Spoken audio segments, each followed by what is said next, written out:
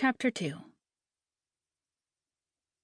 In the morning, Anna seemed back to her regular 17-year-old self.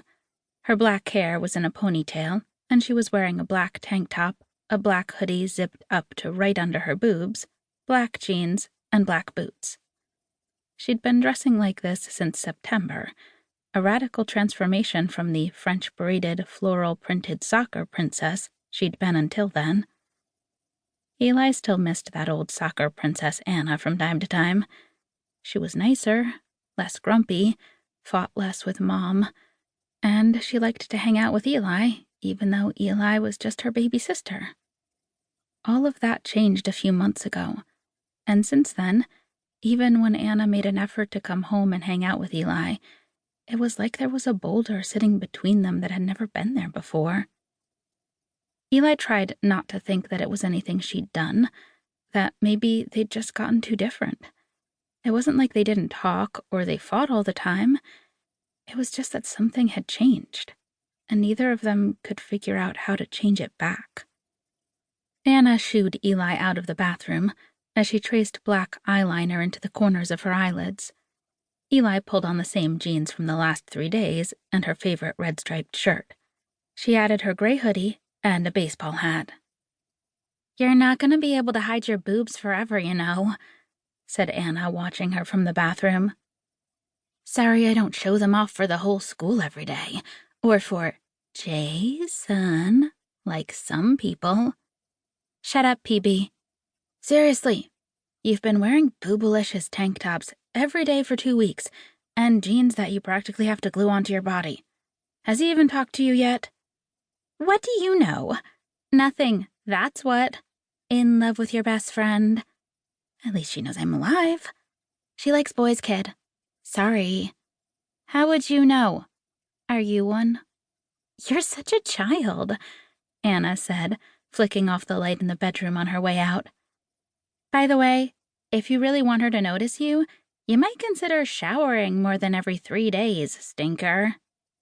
"Whatever," said Eli to no one in the dark bedroom.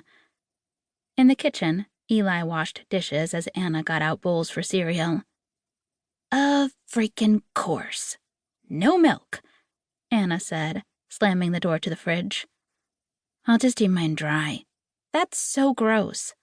Anna poured some water from the tap into her bowl. "That's grosser." They sat at the kitchen table and chewed. "When do you think they'll let her out?" asked Eli, throwing a mini weed into her mouth. "I don't know," said Anna. "Or care." "I do," Eli said. "I want to know she's okay." "Mom's fine. Mom's hungover. Mom will sleep it off and grab an egg and cheese, come home, sleep some more, and then Mom will do it again tonight. Honestly, you shouldn't worry about her. It's not like she's worried about us." Eli looked down and away. She knew Anna liked to think of herself as Eli's protector, but Anna had a way of hurting her like hardly anyone else could. "Come on, kid. We're gonna be late," Anna said, flipping Eli's baseball cap off her head and ruffling her hair. Apology not accepted, Eli thought. Hoover Junior High and Middletown High School were a half a mile and a world apart. The girls took the bus together. Eli got off first, and Anna headed up the hill to the high school, where Eli'd been told everything would be better. This seemed unlikely. Eli waited outside for Javi and Mina. It was always the kids who lived closest, the ones in the fancy Laurel Crest neighborhood just down the street, who got to school last. And then teachers wanted to yell at Eli for arriving 5 minutes late when it was the bus's fault, not hers. But today it wasn't going to be the bus's fault. It was going to be Javi's and Mina's. If they didn't hurry up, she'd be late for first period English, and Ms. Russo would say, "Third time this month, Eliza," and give her detention, because that was just how Ms. Russo was.